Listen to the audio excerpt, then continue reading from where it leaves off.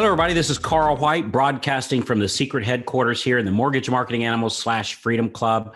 And you're listening to Loan Officer Freedom, #1 podcast in the world today for loan officers. Thanks to all the great reviews you guys give us, and guys and gals forwarding this to your loan officer friends and branch managers.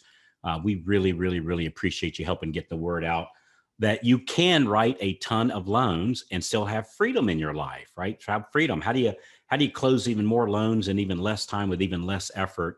That's our banner message here. And there is nobody that's had more influence on that message than my very dear friend today, Miss Irene Duford herself. Irene, you and I founded the Freedom Club many years ago, and your fingerprint is on virtually everything that I do today. You're kind of, I know you're in front of the camera per se, but you're like, you've just had an incredible influence on this and the things that you teach. And it's just an absolute honor to have you here today, my friend. Well, thank you, Carl. I appreciate you saying that. I enjoy being with you and talking about the subject we're going to be talking about today. And I just appreciate you so much. Yeah, well, cool. So Irene's been, we're founders of the Freedom Club. We're both coaches in the Freedom Club. A group of some of the top loan officers in the United States get on there and collaborate back and forth and share ideas. And one of Irene's core messages that has helped me out dramatically is the idea of our thoughts that's in our head is the most important conversation we'll ever have, is that conversation that we have with ourselves. And Absolutely. that influences more things than anything else. And I think we're still debating on the topic for this class when we publish it, but I was kind of thinking, Irene, of Stinkin, Thinkin. I'm not sold on that just yet, because that might have like a negative connotation, and I'm a very positive person. I like having a positive message, but getting rid of that stinking thinking. And you're the one that told me Zig Ziglar might have been the one that came up with that terminology. Yeah. So maybe we could name it "No More Stinkin' Thinkin'." No more stinking thinking. I like that. I like it. Stinking thinking less. So that's right. Yeah. So Irene, thanks again for being here. So Irene, let's talk a little bit about this. So like as loan officers and branch managers, and you talk to some of the top loan officers in the nation literally on a daily basis. How important is that message going in between our ears, and what if anything do we do about it? Wow, that is the most important thing. I think that's the thing that catapults people to the next level when they have the right thinking, and I think it's the thing that holds people back the most. And a lot of times they're saying, I don't know why I can't make my calls, or I don't know what's stopping me from changing my habits. I just can't figure it out, and they beat themselves up. And then we get to the core reason, and we get into the self-talk and what are they saying to themselves. And we reword that and help that, and then it helps everything else. And I can't tell you how many loan officers that I've coached and have been coached in the Freedom Club that say that is the one thing that helped them the most, is rewiring how they think, like changing their thought process. You know, I think you're onto something there, because I think, like, for me, somebody just asked me this morning, say, Carl, I was talking with a company owner that's kind enough to have invited us to do a one-day sales event with with their company, with their team. And he said, he asked me, he said, Carl, what's the one thing you think holds most loan officers back? And, we could say, well, they're not making their calls, or call reluctance, or fear of rejection, or they don't know what to say. They're too busy putting out fires. They don't have time to close more loans. But to me, that's all a symptom of one thing. And it's that getting them to have a conversation in their head that they're worthy of this next stage. They're worthy of even more growth. I just talked to a guy this morning. He said, well, Carl, I'm doing pretty good, right? I'm making good money. I'm good. And it was like, well, what if you found out that you could make an extra $200,000-$300,000 of personal W-2 income as a loan officer, branch manager, and be even gooder, right? Even better. I'm saying that tongue in cheek, but What if you found out that closing even more loans wasn't harder, it was actually easier?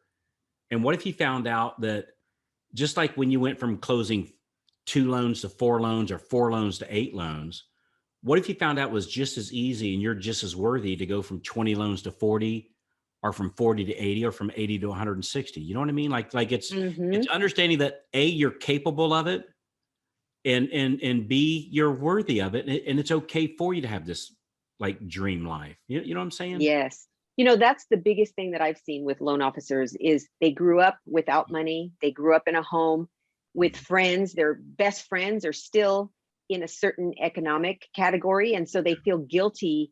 They feel out of place. Because of the way they grew up, they feel out of place and they don't know how to handle that a lot of times. So it's just about finding out why they're feeling the way they're feeling. So when I'm coaching with people, I ask them questions. Like, so how was it when you were growing up? So what are some of the things that hold you back? And we get very specific about what are the thoughts that go through your mind that you feel like aren't helping you? And then they tell me, and then we reword it. So and then they start repeating that.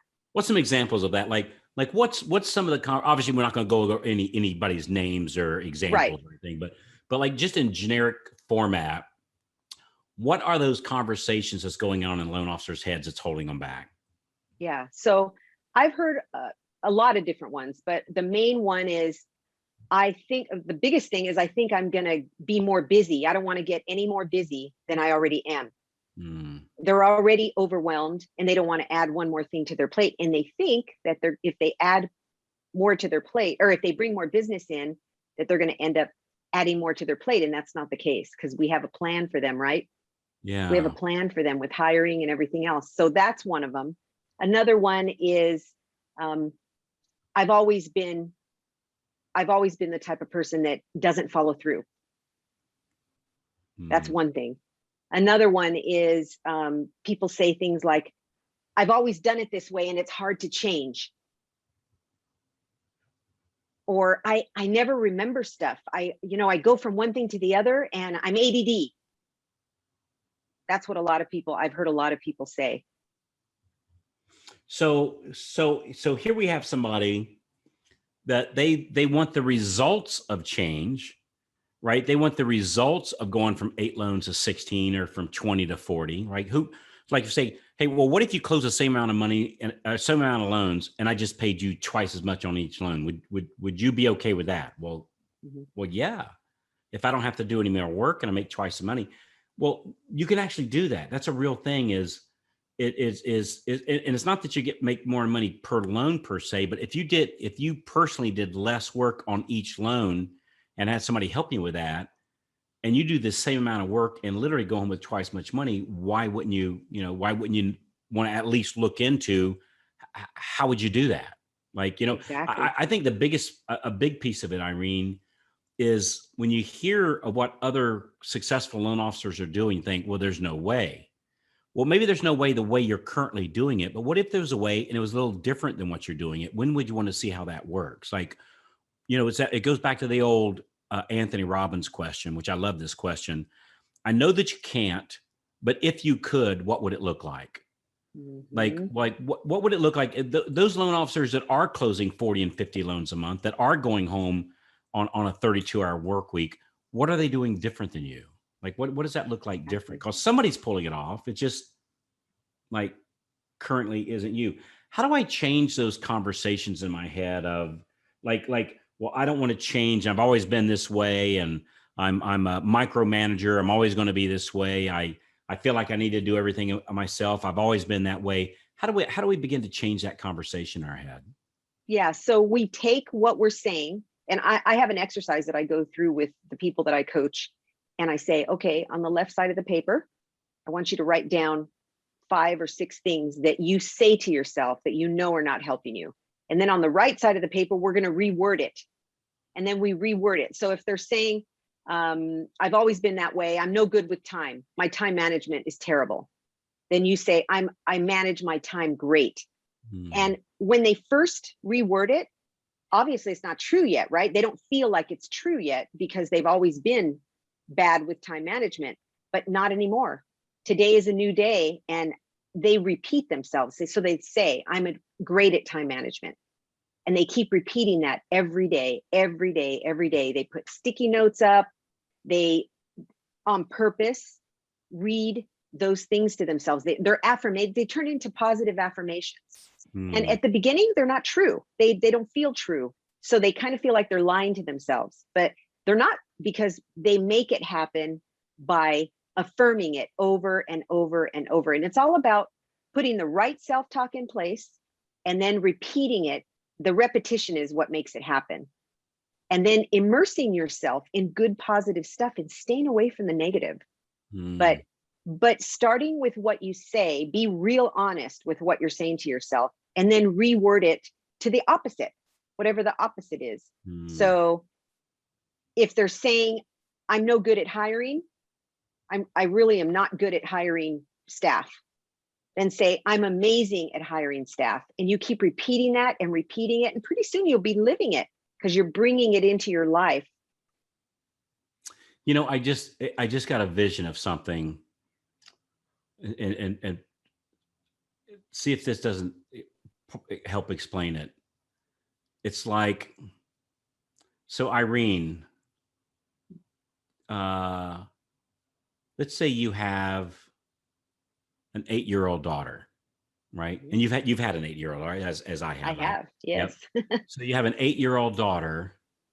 Are you going to let her go to any movie that she wants to go to with no exceptions? Like any movie, anywhere that she wants to go to, including, Halloween 43, are you going to let her go to any kind of where they're doing anything or saying anything? Are you going to do that? Or are you going to guard what she's watching? We're definitely going to guard what she's watching. Yeah, because you don't want to hurt her. You don't want negative things to get in her head, that would hurt her. I've learned to treat my own brain, and I hope I don't mean this to be a sexist thing. I don't know. I got daddy's little girl. I got daddy's little man too, right? They're all grown up now, but I protect them, but I treat my brain like it's an 8-year-old. And I probably just say 8-year-old child. I always think in my mind like it's an 8-year-old, like it's one of my daughters, because you protect your daughters and you protect your son. Yes. But I treat my brain like it's an 8-year-old daughter or son, and that I'm going to protect what messages gets in there, because I don't want negative messages to get into my brain, and then I start acting on those messages. Like for instance, just the other day, I was talking with a loan officer, and I see these in the some of the group pages on Facebook all the time. They were in there. They were bashing I hate working with realtors, and I thought, what a horrible message to be teaching my brain that all realtors are horrible. That, number one, that's totally not true. These are the people. They're wonderful people. These people help me feed my family. I'm forever grateful. For me, for a loan officer to say that about a real estate agent is like a dairy farmer to say, I hate cows. Yeah, and it's exactly. Like, dude, they're the ones giving the milk here, right? So these should be my new best friends.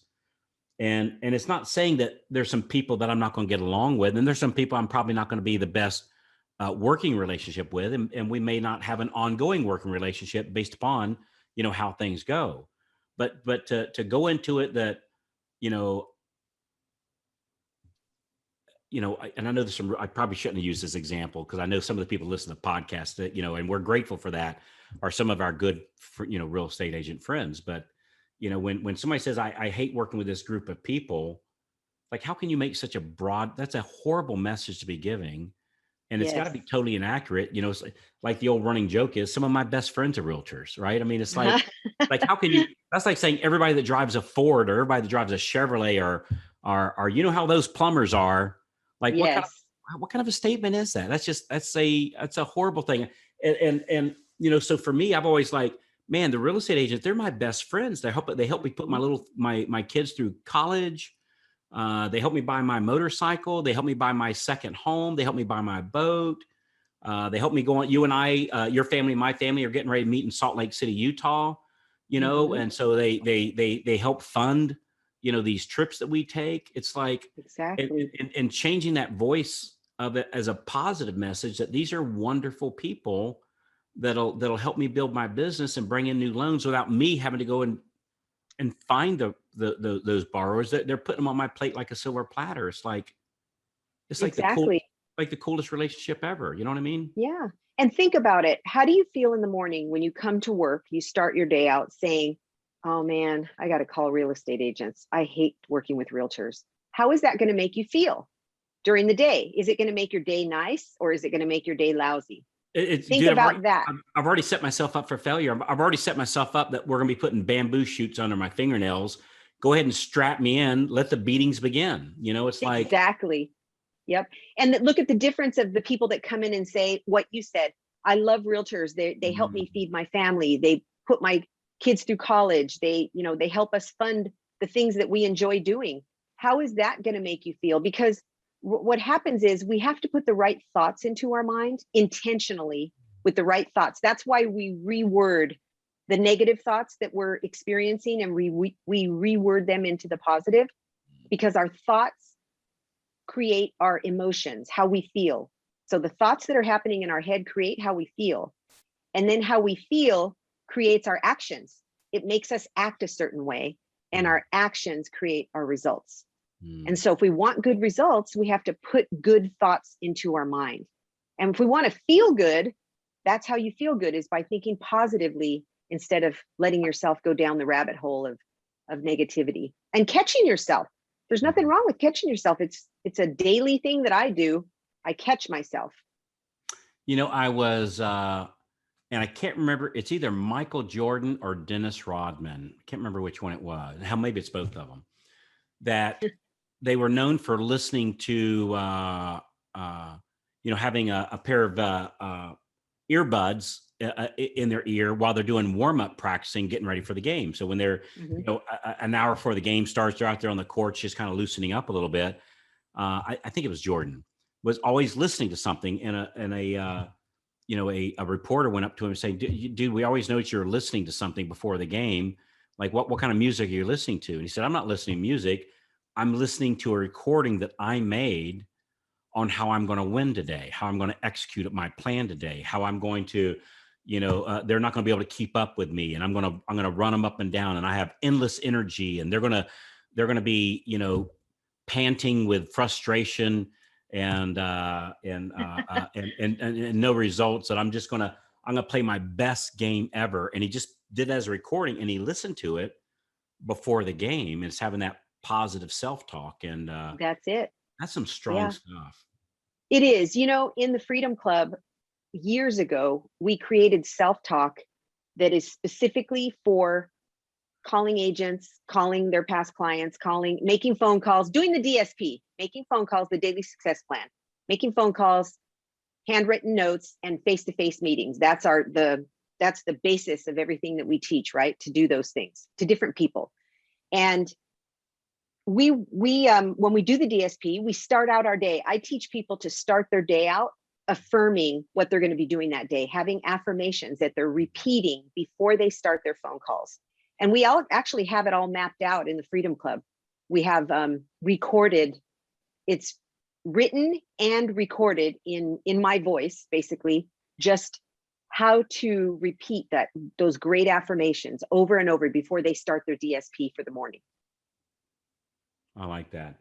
I find, in this self-talk that we talk about, I used to think it was a lot of woo-woo, like, yeah, right, whatever.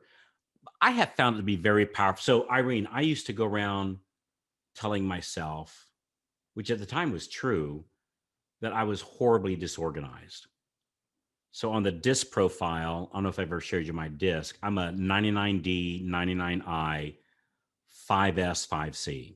Mm-hmm. Right. So and so that what that says is, so on a 5C, that's our organization, or one of the things that measures your organization. And so I rank very low on that. And so I used to buy into that and say, hey, I'm disorganized, I'm this, I'm that, and this and that. And then after going to some of your classes, I learned to restructure that talk so that I said, I'm very organized. Mhm. which you're right. At the beginning, I thought, how can I possibly say that? Because I'm not. And I go, no, Carl, stop saying that. You're a very organized person. And Mhm. so what I found out, so Irene, I literally, when I buy a new car, I literally get four extra sets of keys so that I have extra sets for as I lose them, right? Because my mind would say, you're going to lose them. Let's go ahead and get the extra sets now. Mhm. Well, you know, 30 years ago, it wasn't such a big deal, you know, because keys were, you know, $1.50. Now these darn key fobs for some of the Yeah, cars are they're, like, yeah, they could be $1,000, you know, for some of these key yes. fobs. So I'm starting to spend an extra $4,000 for keys. I went, all right, this doesn't make any sense, right? And so now when I come home and I've got my key, I say to myself, Carl, you're a very organized person and you always put your key right here on this shelf. So it's right there next time that you need it. I And love that. I started saying that. So I'd walk in the door, I'd grab my key. Carl, you're very organized and you always put your key right there. So you always know where it's at. And then you always put your sunglasses right over there. So you always know where they're at. And I started having that conversation. And Irene, I'm proud to say I'm a recovering keyaholic. And I have not lost a key probably since we started meeting and you helped me with this stuff. And I know that might sound like a small thing, but I find, Irene, if I stop beating myself up over the small things and I claim victories in some of these areas, that when I'm at work and I put on my war paint and I'm making my calls and I make my meetings, I feel like I can overcome anything because I can overcome losing my freaking keys, which I've done my whole life. I know that might sound like a small thing, but it's for me, it wasn't. It was a really big deal. And I learned that if I can just by my own vocalization change my actions and my destiny in my most struggled area of my life, that when I apply that same thing to my strong areas of my life, I get even more results from that area, you know, too. It's like exponentially. Does that make sense? Yeah, it makes total sense. It's those little things that we can claim victory over that make a big deal. And when we feel those victories over the little things, we know, hey, I can do it in this area too. I did it here, I can do it over here. Yeah. And it gives us that motivation to keep going. Um, How, you do- how know, do I, how do I take, how do I do the, like, how do I start to have these conversations? So we want to get rid of this stinking thinking. So these mhm, thoughts go in my head. Hey, if I write more loans, I'm going to have more headaches. Well, if you don't have a team, you are going to have more headaches, right? yes. So yeah, so you have this requires you have to actually do stuff and have things in the process. How do I Yes. begin those conversations in my head? How do I begin restructuring those thoughts? I can't remember anybody's name. I'm no good at math. I'm a loan officer. I'm no good at math. It's so embarrassing. Mhm. When I go to the board of realtors, I'm an introverted person, and I don't like talking with other people. Or if I go, I'm afraid to teach a class at a realtor's office, even though I know I'd get new business from it. I'm afraid to make that happen. How do we begin to have those conversations in our head where we restructure the way we say those things? How does it start? So the minute that we find out we're saying something that we know is not helping us, we think about, like when we were in elementary school and we learned about the opposites, we Yeah. learned what opposites were. That's what we do. We put it opposite and present tense, like if it's already happened. So if you're saying, I don't like making phone calls, I just don't like making outbound phone calls to anyone, then you can say, I love making outbound phone calls and I'm great at making outbound phone calls. I do it every single day because it's a habit that's going to serve me. Yeah. So it's the opposite of what we said, but you notice I didn't say I'm going to enjoy making phone calls. It's not in the future, it's today. You do it, you say it I like if it's enjoy making happened my already. calls. Yeah. Mhm. Even if I haven't made my calls yet, I enjoy making my calls. Yes, I enjoy making my calls. I make my calls every day. And years ago we used to talk about, if you were doing 4 loans a month and you wanted to be a 20 loan a month person, you would just have a thing up on your sticky note that said, I close 20 loans a month. I actually did that. I put the amount of loans that I wanted to close on a sticky note for a long time and just kept working towards that. And even today, somebody shared with me something that I think is really good. When you have to have passwords for everything and you have to put your Yeah. passwords. So one of my friends told me, you know what? She puts the weight that she wants to be at as one of her passwords. Mm. And so you could put your income goal as one of your passwords so that every time you have to put that password in, You're repeating it. Mhm. It's one more affirmation to you. But what, in answer to your question, it's taking what you're saying and rewording it to the opposite present tense as if it's already happened. And the more you say that to yourself, the more you're going to feel that way, and the more you're going to want to be congruent with what you're saying to yourself every day. If you're repeating affirmations to yourself every day that are positive, you're going to want to be that person. Hmm. You know, I had just found it so important what goes through my head. What do you do? Gosh, do we even broach this subject? Like what about like all the negative stuff that that we get through, and I'm going to say media. So, and we're not talking about fake news or unfake news. This is not a platform to discuss that. I'm talking about like I like everything. Like news is nothing but bad news, right? Because if the news, and I get it, right? If the news came on and said, "Hey, it was a wonderful day in Oshkosh, Wisconsin, nothing wrong happened, and the Smith family bought a new car," no, they're not going. Nobody's going to watch that, and if they don't watch it, they don't sell the soap during the advertising time. How do we handle? We got to live in the world, right? We got to live in life. We can't stick our head in the sand. How do you handle, or do you put your head in the sand? How do you handle all these outside influences with our media? And I'm not talking about left or right. I'm just talking about in general. How do we handle, how do you stay in a positive frame of mind with all the stuff that's reported? It's coming at us. Yeah. You know, that I was just talking to my husband about that this morning. We have, just like you said, to protect your daughter, to protect our brain, to protect our thoughts. We have to protect our thoughts with not watching that stuff, staying away from the media every once in a while. So I made a decision many years ago not to watch the news, not to watch all the negative stuff. During COVID, I think a lot of us got caught up in that because we were trying to get information and we got caught up in a lot of the negativity. And I think what we need to do is, in a way, kind of bury our head in the sand a little bit. You still have to have information. You still have to know what's going on in the world a little bit, but you don't have to live there. That's the difference. One of my favorite things to do was, one person that I coach, I got him to stop listening to the news every day. I didn't even know he was listening to talk radio, and it was bringing him down and making him feel bad. And I got him to stop listening to that. So that is the key to it, Carl, is we can have a little bit of knowing. I think you can click on, like Facebook has news, and you can see if there's some major thing going on in the world that you need to know about without getting caught up in all the news. So I think it's protecting ourselves from watching those things. And like you say, rainbows, puppy dogs, and unicorns, right? You want to keep the good stuff in your life and immerse yourself with good stuff. I think that's the difference, is not only not watching the news or listening to the talk radio, protecting your mind from that stuff. You can still get the information you need because you're still going to hear about the major things that happen in the world. But then making sure that we're protecting our mind and immersing ourselves, not just dropping the negative stuff, but immersing ourselves in positive stuff as well. You know, so myself and the lovely Mrs. White, we canceled our cable subscription from TV. So we cut the cord, as we say it.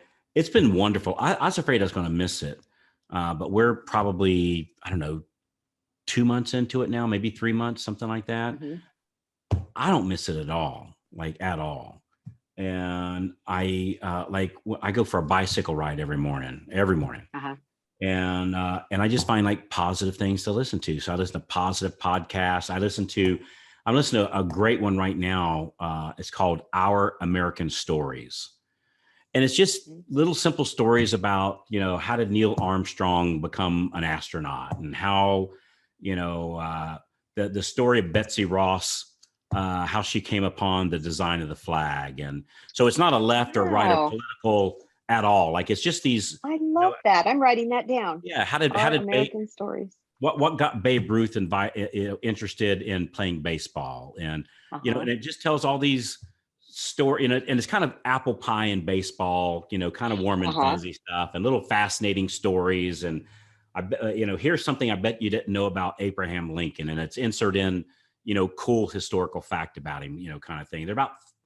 Each episode's about 45 minutes long. They'll tell 2 to 3, cool little stories. But I find, just like listening to really positive stuff around my work, hanging out with positive loan officers that are doing really well. Yes. The ones that, did you hear what the FHA just did? Or did you hear what, Fannie Mae or Freddie Mac, and like just totally staying away from those negative messages. Will Smith was in a movie, in The Karate Kid. His son was in the movie with him. Yes. And I remember one scene from that movie, and it's Chris Gardner. It's a story of Chris Gardner, who was a guy that was in the stock markets and stuff. And yes. It showed his story of how he rose to success. And he was a single dad, homeless. And so he was very stressed, and he told his son something about playing basketball. He was talking to his son, and his son was playing basketball, and he realized what he had said something negative to him, and he turned around, and this is Will Smith talking to his own son in the movie. And he says, "Don't ever let anybody tell you can't do something, not even me." And that stuck with me. I thought, that is so true. Don't ever let somebody tell you can't do something. And he was saying, as a dad, not even me, and I used to tell my kids that I make mistakes. I say things I shouldn't say. I wish I could go back and change it all, but I can't. But I can make it better now. And so my message is that it's never too late to change. It's never too late to change. I don't care if we're 90 years old. I don't care what kind of upbringing we had or what kind of negativity we had in our life or our self-talk. We can change it because the brain allows us to rewire neurons in our brain. I mean, it's scientific. It's not just something that we talk about. We really can rewire our brain. It's somebody taught me an old saying. Actually, it was a marketing saying, but I find it to be very true. And the saying is, wherever your head is, your butt soon will follow. In other words, so whatever I'm listening to, whatever kind of messages I'm listening to in my head, if it's positive, I'll go to positive. If it's a negative, man, I'll go straight to the negative. So I'm a very positive person. I'm a very optimistic person. It's served me well. But if I start surrounding myself with negative people, negative situations, if my whatever branch manager is negative, or my underwriter is negative, or my processor, starts talking about all our pain in the ass customers, kind of thing, that is not good for me. Like, and I just, right. I used to remove myself from those situations. These days I can remove them. Right. Yeah. I like doing that. Even say, wait a minute, why do I have to leave? Why can't we just get them to leave? And that's right. So that's how it works out these days. Nobody wants to be around negative people. If you think about it, people like to be around sunshine. They like to be around people that are going to uplift them. And so it becomes a habit to be that way. That's the thing. And one other thing that I wanted to mention is words of encouragement and positivity. People will remember that. When I first got into the loan business, Carl, I did not know what I was doing. I had no idea, no training, no nothing. And I was really discouraged. And I met somebody through one of the companies that I changed to. And these two guys took me under their wing. And one of them, I remember one saying to the other one, he was very successful. I remember him saying to the other one, "She is a diamond in the rough." And that's all I needed to fuel me. Because I thought, man, if he's successful and he thinks that, then I must be a diamond in the rough, right? And I'm going to work that way to become that diamond that was in the rough. And I did work towards that. But what that did is it fueled me, because he took the time to make me feel like I had what it took. I just needed, work and the training. And it worked that way. But I'll never forget that. I wish I still knew him. I've lost touch with him, just so that he could say I could say to him how important it was that he said that to me that day. And look where we are today because he said that. That's how powerful positive messages are. and letting people know, encouraging others to let them know what they really have deep down inside of them. The other thing that I wanted to mention before I forget is we had a loan officer in the Freedom Club, Jason Schiller. Oh yeah. And he sat through one of our events, and he came up to me afterwards and he said, I'm going to stop. No, it was a second event that I went to, I think it was. And he came up and he said, Irene, when I heard your self-talk presentation, I stopped smoking. I did everything you said and I stopped smoking. I had sticky notes up that said, I am not a smoker. You know, I'm not a smoker. He had all kinds of sticky notes and everything. And I just texted him the other day and asked him, are you still smoke free? And he said, absolutely. It's been 7 years. Wow. And I still don't smoke. And it was because I heard your message and I did what you said. I rewired my self-talk. I reminded myself, I immersed myself in positivity, and he repeated it to himself. And I'm so proud of him for doing that. And there's so many others like that in different areas. But what a wonderful thing that he actually implemented it. And he's not a smoker 7 years later. Hmm. Isn't that amazing? And it's what you do with the information that you learned today. Yeah. Yeah. Yeah. It's just, you know, somebody said something one time. It says, Carl, your mouth is the closest set of lips, the closest voice that your ears will hear. Right. Boy, Because that's the truth. yeah. And so whatever I say to me is so important. And, Yes. you know, and I surround myself with other people that will help me with that, you know, like Mhm. like you, Irene, you know, you help me with positive messages, of course, the lovely Mrs. White, you know, all the people in the Freedom Club, the different leaders in the Freedom Club, you know, it's just ultimate importance. And I think, you know, eliminating negative messages or scarcity minded messages, Mhm. eliminating those from my vocabulary. We had, I mentioned this, we had, probably, I don't know, this probably going back a year ago, I had somebody in the office and she'd get off the phone and complain about one, you know, the customers from time to time, Mhm. you know, like, you know, it was like, well, he thinks I can just drop everything and help him right now. And I go, well, that makes two of us that thinks that, because he thinks that and your boss thinks that of you also. So yeah, that's Mhm. exactly what we do, you know, and we found out, you know, working with people wasn't probably her best thing.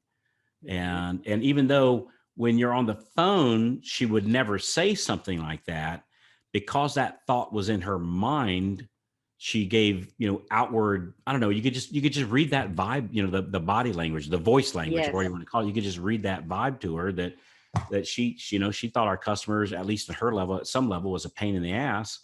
And Mhm. it's like, these people are our best friends, right? They've honored Absolutely. us to be part of their journey, and you know, and helping them buy a house, and, you know, the American dream kind of thing. And we get paid very well for helping them buy a house. And it's like, Yes.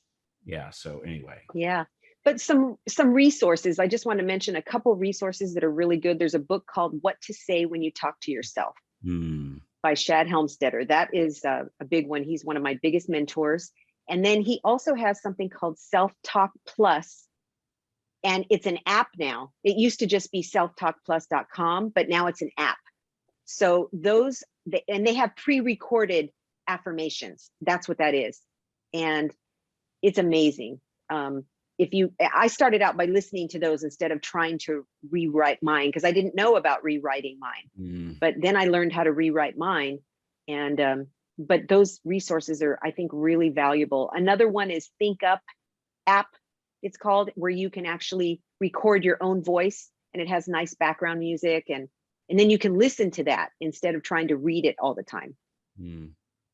Yeah, that's some good stuff. So, well, I see we're coming up here to the top of the hour. I love this mindset stuff. I know sometimes, you know, when I'm picking topics for the podcast, I always enjoy, you know, the very tactical and strategic, and here's how you this and here's how you that. But I can tell you, until you get your mind right, none of that works. Like, none of that So true. works. And you Hmm. have to go into it with a full expectation of, hey, I know this is going to work. I'm worthy of it. Yes. I'm making a lot of money, but I'm bringing a lot of value to the world, right? These conversations, and I'm worthy of making even more. And it's just, it just goes back wherever your head is, your butt will soon follow. And so I'm very careful where to put my head these days, and I'm very careful about who I let in there also, who I let in my head. So, anything I didn't ask you, Irene, today that I should have? Did I miss anything? No, I think I just want to make it available that we do have an exercise that we could provide to people that are calling in, if you want to share that.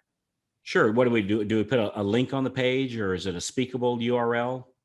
Yeah. So we could put a link on the page, and it helps them with some more information about self-talk. All right, cool. And what does that link go to? Like, what is it? What is it? It's an exercise that they do to rewire their own self-talk. Important stuff, isn't it? Yes, it is. Because like you said, with all the other stuff that we have is wonderful, but this is the number one thing that will help people. It goes back to home field advantage. That's exactly what home field advantage is Yes. the whole, all the fans come out saying, I believe in you. I believe in you. And that's what the cheering is all about. That's it.